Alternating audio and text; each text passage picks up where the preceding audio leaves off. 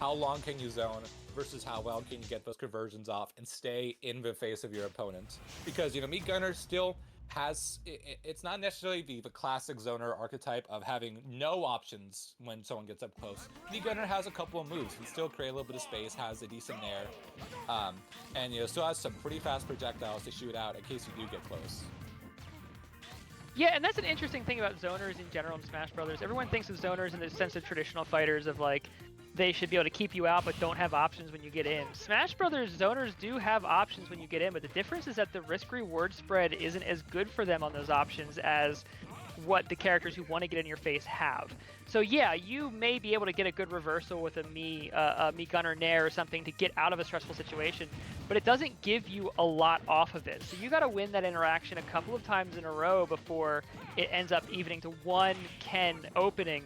And just like that, nearly the stock off exactly one Ken opening.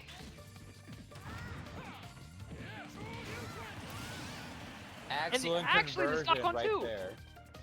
Switching sides on that heavy shuriken to get the very edge of a fist to connect and get that kill.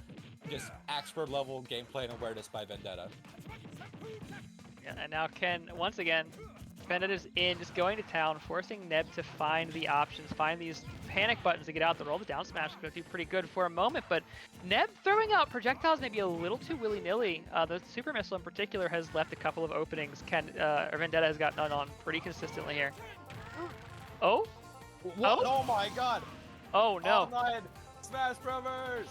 Yeah, you gotta love that buffer, baby. Big fan of that buffer. Oh!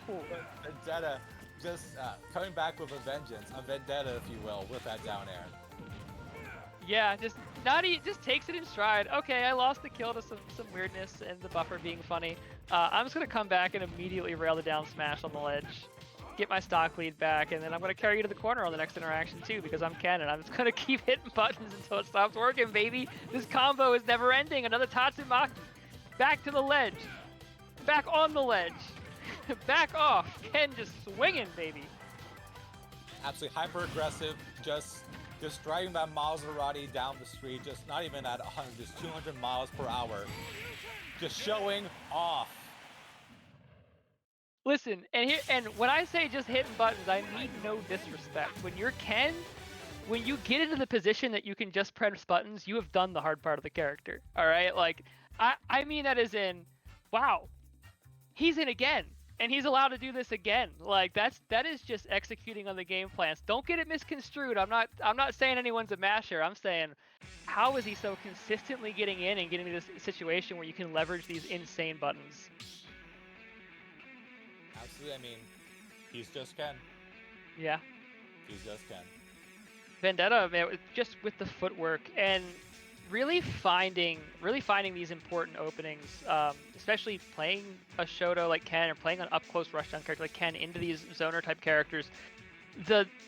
Your most reliable way in a lot of the time is going to be pretending you're at a range that you can't punish a projectile, and then being ready to just full send the forward hop in off of a dash over a projectile and beat them to death for it. And Ken has found exactly that path in 4 or 5 times that game. It starts as a zoner player myself, it starts to get in your head. You're like, I don't think I'm allowed to throw projectiles anymore. And then what does my character do? And that's the beginning of the end. That's the downward slope right there. It's hard to pull out of that. And I have to wonder what apologies. As we head into the next match, I have to wonder how much the stage choice helps Ken in that matchup, because they went Smashville, and that's, you know, it can be a positive boon for me Gunner just filling the screen with projectiles with what little screen there is, but Ken just having all the ability to get in close and just play his game. Yeah, well, and Smashville being a little smaller on average in a lot of stages too also benefits just because there's less places to run away, you know? PS2, on the other hand, where we're going right now, a little bit more distance, but we do see the switch to PT here, and it's looking pretty good so far. Lots of damage from Squirtle coming out. We've already got the Ivysaur switch. We've already got the ledge trap. Neb playing her heart out to try to get a lead here. Yeah, I have to say, her PT is so good, but Vendetta, his Ken, may just be better. That has yet to be proven, but a strong start for that argument. And here comes the Dragon. Oh, going for the up B there out of the hit stun. but the up smash out of shield is going to work though, and this Charizard, man, very, very threatening, especially in an environment like this, because one missed interaction, you don't respect the burst option, you take the wrong play on a ledge get up like this could be it, but so far, Vendetta's alive, still alive. Oh! Back air. All of that, so managed to survive through all that pressure, but then still just taking that one back air. Oh no. Can you make it? Huge ledge snap. Now Ivysaur got to get back from the ledge though. Gets in with the grab, 2 up airs, and still throwing pressure out. Ivysaur, colloquially, kind of call it the best Pokemon, just the most well-rounded one at the very least. Getting some combo opportunities, but not enough as Vendetta takes the stock. Charizard in now. Yep.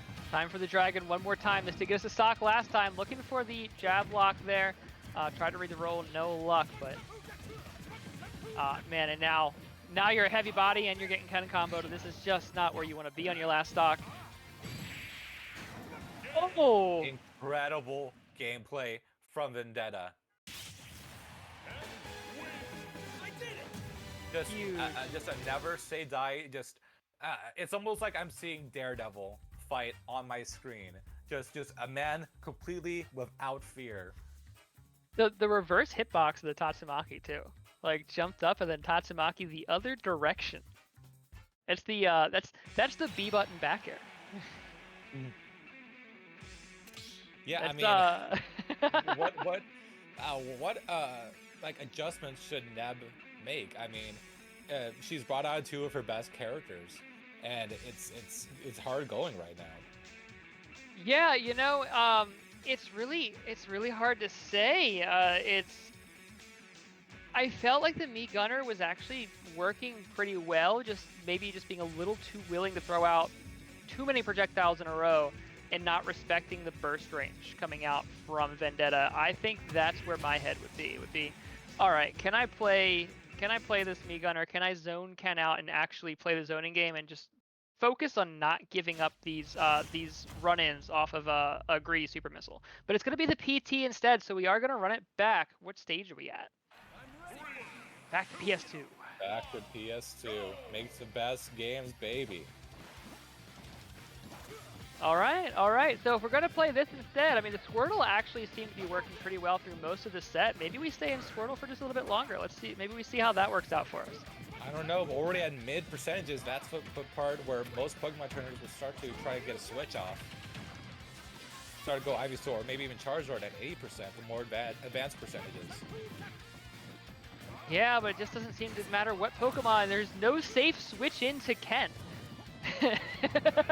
Everything switching into Ken is getting chunked. That's just the way of the game.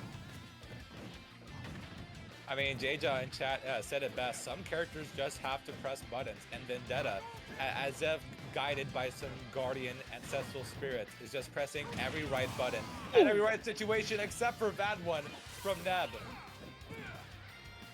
That Charizard spike is so satisfying. Spike back. Uh-oh. Crescent kick. Back to the ledge. Oh! Another one of those Tatsumakis. So and Ivysaur gone. This is the grab. Vendetta just effortlessly keeping this corner. Charizard just maybe a little too big. I gotta wonder, like, when do we try to get out? When do we try to get to something that's a little... Oh, there's no time!